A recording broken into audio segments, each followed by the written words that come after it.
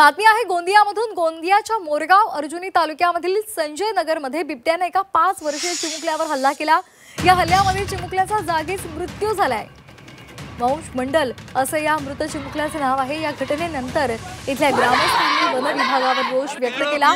4 तास गोठणगाव ते केशोरी हा मार्ग ग्रामस्थांनी रोखून धरला।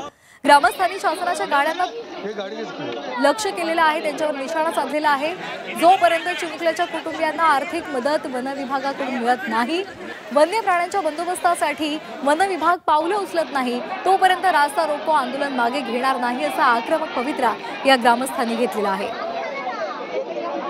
वारंवार अशा बातम्या समोर येत असतात। आज पुन्हा एकदा गोंदियामधून ही बातमी समोर आलेली आहे।